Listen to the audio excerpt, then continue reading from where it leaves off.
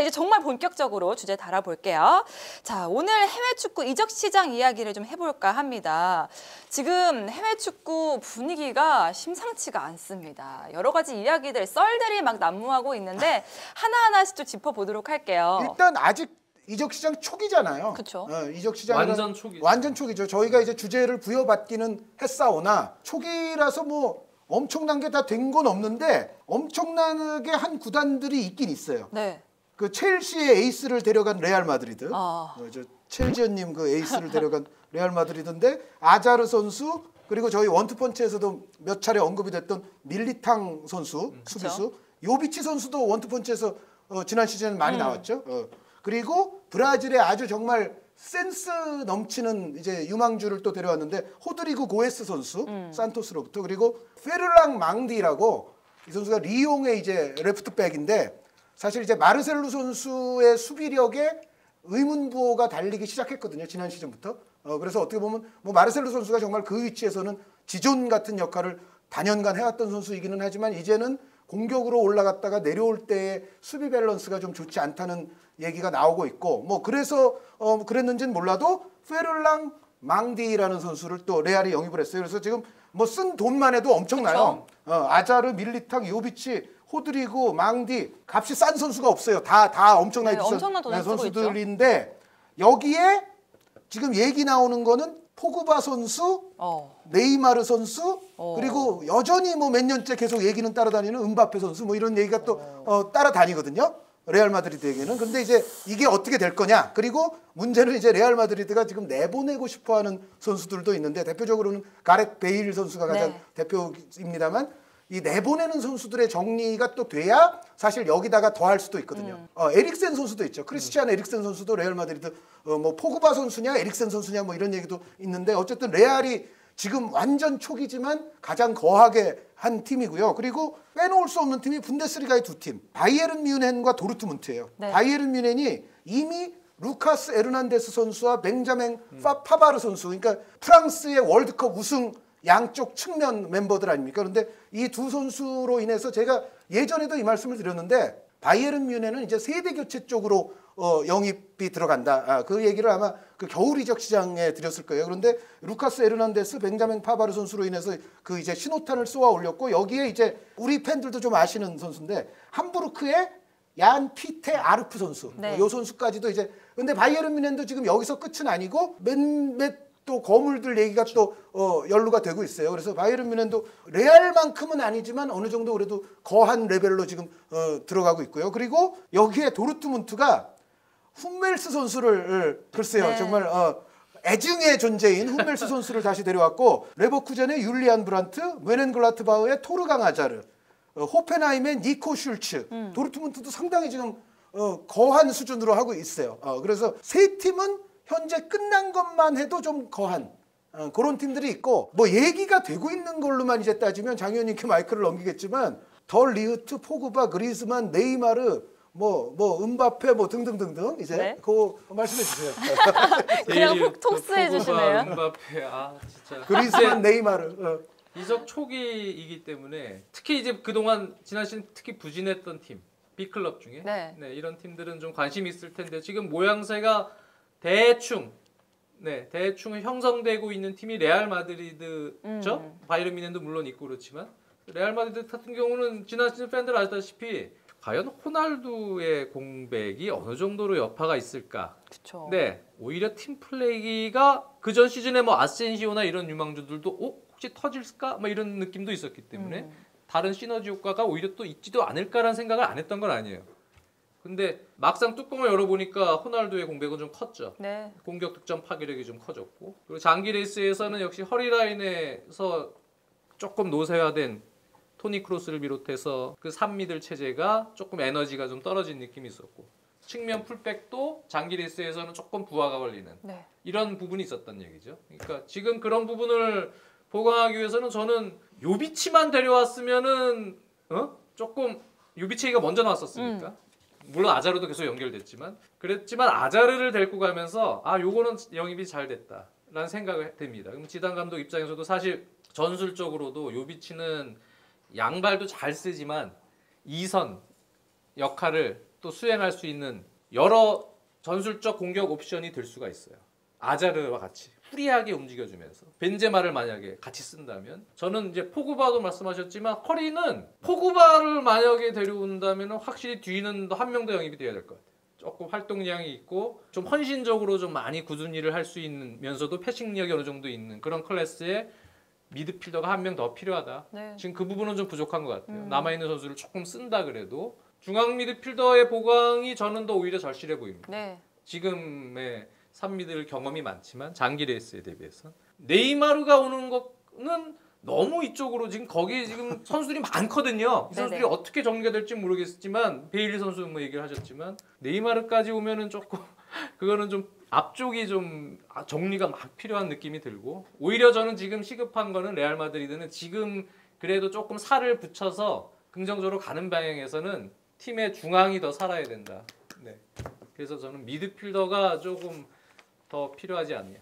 포그바가 온다면 더 필요하고 포그바 같은 유형 사실 지단 감독 체제에서는 좀 살아날 것 같아요. 네, 조금 자율성 주면서 지단 감독이 또 스타니까 네, 프랑스에 포그바도 말을 잘 들을 것 같고 헌신할 것 같은 느낌은 있거든요. 근데 네이마르 선수가 만약에 가능만 하다면 네이마르라면 언제든 레알 마드리드가 욕심낼 만한 갈락티코죠. 팀리든 그렇죠. 레알 마드리드는 다시 한번 이제 갈락티코 시대로 또 가고 싶어 하거든요. 그럼요. BBC와 모드리치 크로스가 있었다면 이제 요 시대가 하나 이제 넘어간 시대 아닙니까? 지금 그러면서 새로운 갈락티코를 형성하고 싶어 하기 때문에 가능만 하다면 뭐 밸런스 뭐 그걸 떠나서 네이마르 선수는 그렇죠. 오면 데려오고 싶어 하죠. 그러니까 원래 계속 얘기하던 봐요. 게 방송사가 BBC였잖아요. BBC에서 NHK로 바꾸기를 원한다. 네. 네이마르, 아자르, 맞아요. 케인. 네, 사실 그렇게 원했던 거 아니에요. 근데 K가 킬리안이 될 수도 있지 않나요? 그렇죠. 킬리안 K가 음바페. 킬리안 음바페가 될 수도 있고. 그거는 이제 절반도 형성이 안 됐지만 요비치라는 다른 카드가 왔고 거기에 이제 조금 더 욕심을 낼 수는 있겠죠. 지금 계속해서 썰이 난무하고 있잖아요. 제가 네. 몇 가지 썰을 좀 정리를 해봤거든요. 이게 맞는지 좀 중간중간 체크 좀 해볼게요. 음바페 얘기하셨잖아요. 네. 레알이 엄청난 관심이 보이긴 했지만 파리 생제르맹 회장이 다음 시즌에도 200% 무조건 우리 팀에 뛴다.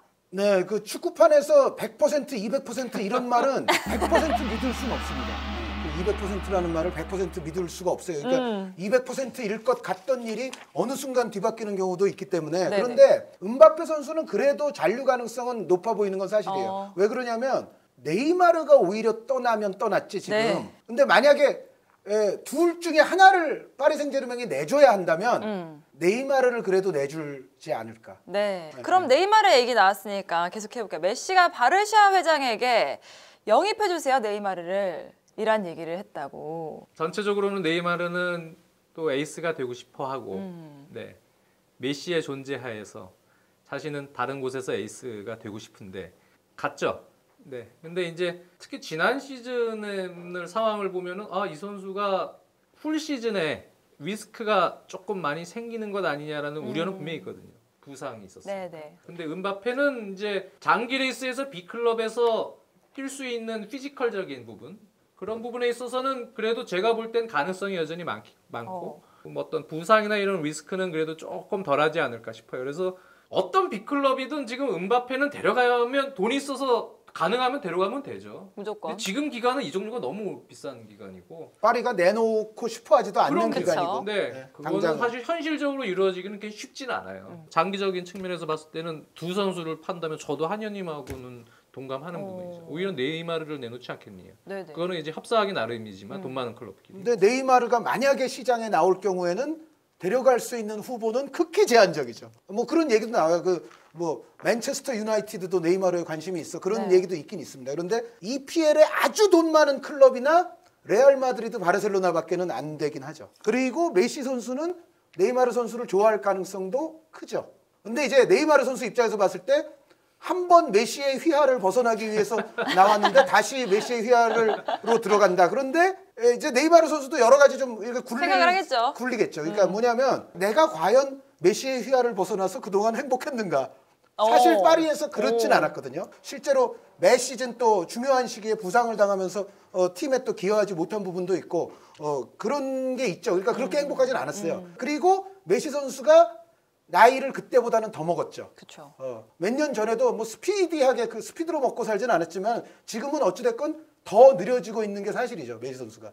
그렇다면 네이마르 선수도 지금 다시 휘하로 잠깐 들어가 볼까?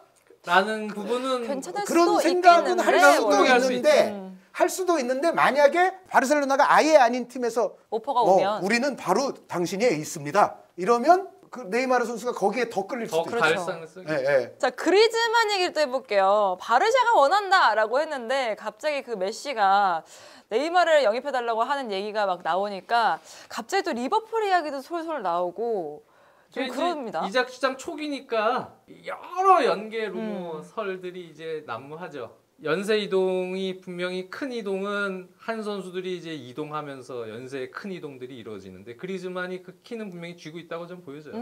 네. 그래서 그리즈만의 행보에 따라서는 영입하려고 했던 선수가 안 되고 그리즈만 들어갈 수도 있고 지금 어떻게 될지 모르겠어요. 근데 바르셀로나 뭐 가는 것 같더니 지금 약간 불투명해졌죠. 그렇죠. 다른 클럽들이 또 달려들겠지. 맨시티도 그렇고 아마 프리미어리그 클럽들도 달려들 것 같아요. 네. 분명히 지금 지금 그리스만 상황은 선수 얘기가 나오는 클럽은 물론 바르셀로나와 가장 먼저 나왔던 건 사실이죠. 그래서 이제 아틀레티코 팬분들 안녕 뭐 이거 했을 때 이제 바르셀로나 가나보다 많은 사람들이 그랬죠 사실은. 그런데 지금 분위기를 보면 제 생각에는 지금 분위기는 오히려 파리 생제르맹 파리는 냄새가 좀 또는 짙어지고 있죠. 프리미어리그의 아니면 뭐 빅클럽이 맨체스터 시티나 혹은 뭐 바이에른 뮌헨 얘기도 뭐 있기도 해요. 그런데 왜 파리 생제르맹 얘기가 최근에 짙어지냐면 네이마르가 왠지 나갈 수도 있을 것 같으니까. 그러니까 어딘가 만약에 네이마르를 파리 생제르맹이 이제 네이마르 쟤랑은 같이 못하겠어 뭐 이렇게 한다. 그러면 그 자리는 그리스만의 자리로 하겠죠. 당연히 파리 생제르맹. 그리고 네이마르를 내보내면 그리스만은 당연히 데려올 수 있죠. 그 자금력상으로도. 그래서 굉장히 네이마르 선수와 그리스만 선수의 이 이동은 상당히 엮여 있을 가능성이 높다. 아직 시간이 더 필요하고요. 그 과정에는 이게 사전에 완전히 사실상 확정이 돼야 이제 이걸 보낼 수 있는 것이고 이렇게 연세가 들어가기 이동이 되기 때문에 누굴 먼저 그냥 확 이적해서 확정시킬 수가 없는 분위기예요. 맞습니다. 분명히 그러니까 빅클럽들 사이에서 그 시간이 좀 걸릴 거예요. 근데 이제 아틀레티코 마드리드 얘기를 잠깐 하면 아틀레티코는 그리스만의 비슷한 유형의 대체는 아닐 수 있지만 그 화제가 됐던 주앙 펠릭스 선수. 주앙 펠릭스 포르투갈에서 호날두의 후계자로 꼽히고 있고 뭐 약간 루이 코스타 선수 인상도 좀 있고 뭐 카카 선수 브라질이지만 뭐 인상도 좀 있는 선수인데 이 주앙 펠릭스 선수가 저희 지금 녹화 기준상으로만 제가 판단해 봤을 때는 아틀레티코 행에 굉장히 가까워졌어요. 네, 뭐 5년 계약할 거다 뭐 굉장히 이런 아직 얘기가 뭐 많죠. 오피셜이 뜬 건 아니지만 근데 이렇게 될 때는 약간 흥미로운 게 아틀레티코가 펠릭스 선수에 맞춰서 플레이를 하려면 시메오네 감독도 최근에 그런 얘기를 했습니다만 펠릭스가 오게 되면 우리의 스타일이 약간 업데이트 돼야 될 거다. 네. 근데 과연 이제 펠릭스가 만약에 실제로 왔을 때 아틀레티코가 또 어떤 형태가 될 건지도 깨알 같은 그 재미가 있을 거예요. 10대 후반에 음바페를 봤을 때 확신보다는 저는 아닙니다.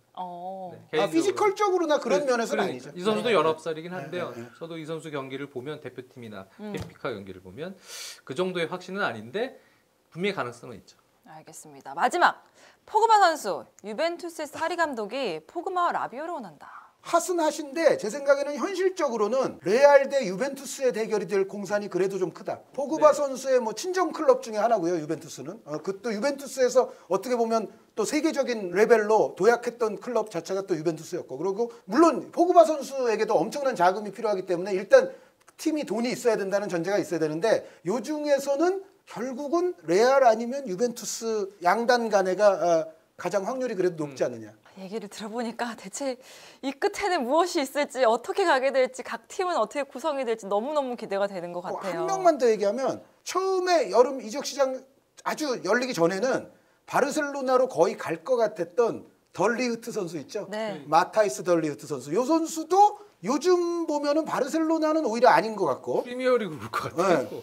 그 느낌이. 리버풀 뭐 맨체스터 유나이티드 얘기도 나오고 있고 문제는 근데 여기도 파리 생제르맹과 유벤투스가 또 끼어 있어요. 근데 파리 생제르맹이 끼어 있으면은 프리미어리그 팀들도 뭐 성적도 좋고 돈도 많지만 파리 생제르맹이 하나 딱 있으면은 또 이게 약간 좀 껄쩍지근한 면이 있거든요. 그래서 덜리우트 선수도 지금 봐서는 파리 생제르맹 아니면 유벤투스 아니면 EPL 돈 있는 팀.